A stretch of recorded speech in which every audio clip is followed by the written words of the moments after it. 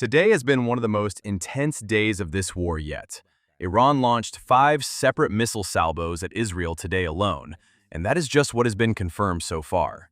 The first wave came early morning, sirens going off across central Israel, the Iron Dome intercepting most of what was incoming, but not all of it.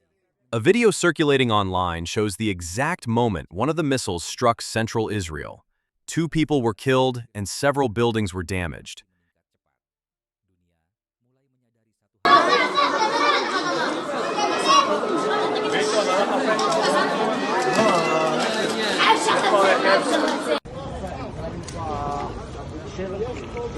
And what makes today particularly alarming is the type of weapons Iran is now using. Iran has started firing missiles carrying 1-ton warheads, and some of them are cluster bomb warheads, which upon impact release dozens of smaller explosive submunitions across a wide area. These are significantly harder to intercept than a standard missile, because even if the missile itself is hit mid-air, the submunitions can still scatter and cause casualties on the ground.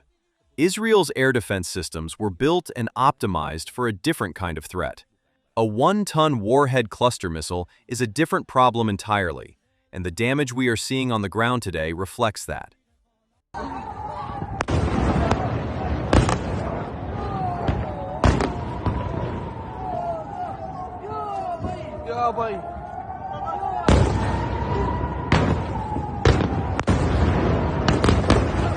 And this is the moment a missile struck Israel's largest communication center.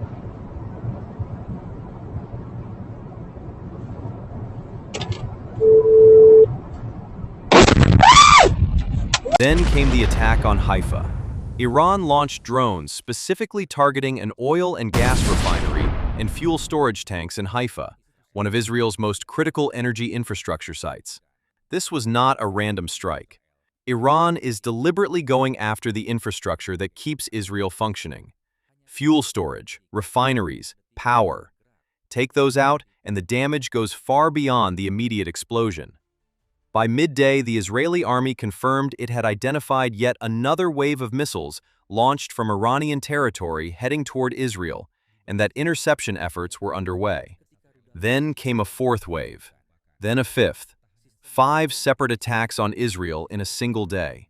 Iran also hit the U.S. Army headquarters at Harir Air Base in Erbil, in Iraq's Kurdistan region.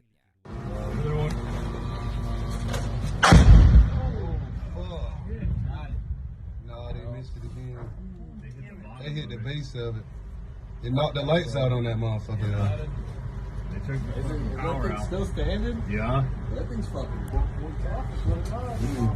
Did you get that shit? I got. That is significant because Erbil is deep inside northern Iraq, far from the main conflict zone, and Iran reached it anyway, targeting American military personnel stationed there.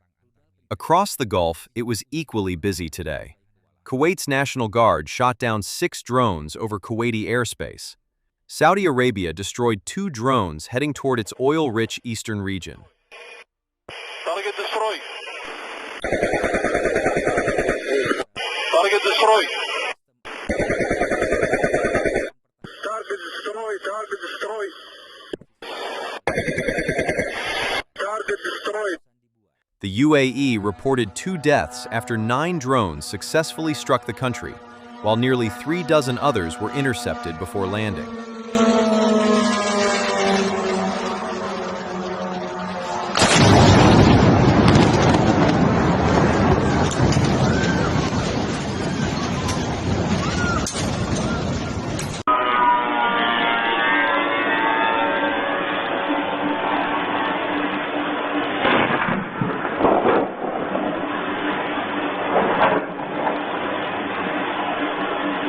So in one single day, you had Israel hit 5 times, a U.S. base in Iraq struck, and 3 Gulf countries all actively shooting down Iranian drones and missiles. Now, on the other side, Israel and the U.S. have been hitting Iran just as hard. Israel carried out some of its most intense strikes on Tehran itself over the past 24 hours. Footage shot from outside the Iranian capital shows multiple explosions across different districts overnight. برو برو برو. برو سری برو گازشو بگیر. Israel has been going after what remains of Iran's military command infrastructure, communication networks, and air defense systems, trying to degrade Iran's ability to keep launching these attacks. The U.S. has continued its own campaign inside Iran as well.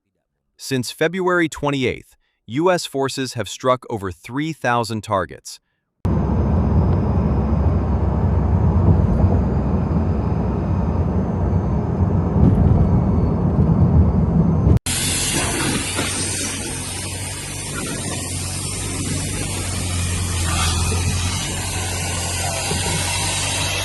The Konarak naval base in southern Iran was hit so severely that satellite imagery showed burning ships and destroyed port infrastructure. Iran's naval headquarters in Bandar Abbas on the Persian Gulf was also struck and heavily damaged. Iran's navy has essentially been wiped out as a fighting force. But here is the problem.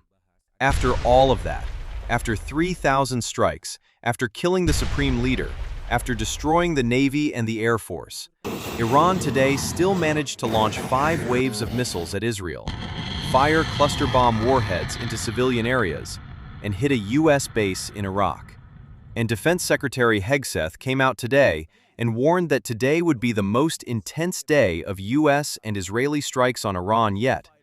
Today will be, yet again, our most intense day of strikes inside Iran. The most fighters, the most bombers, the most strikes. Intelligence more refined and better than ever. Iran's strategy is also becoming clearer by the day. It is not just going after military targets, it is going after oil. Every strike on a Gulf refinery, every drone sent toward a Saudi oil field pushes oil prices higher. They are already above $120 a barrel. Iran knows it cannot match the U.S. militarily, but it can make this war economically painful enough that pressure builds internationally to stop it. The Gulf countries are not joining the U.S., Europe is not joining. And every day this continues, the economic cost gets harder to ignore for the rest of the world. Well, this war is just getting worse and worse by the day, and the situation is changing literally every hour. So if you want to be updated every time something major drops, make sure to subscribe to our channel and turn on notifications so you never miss a video.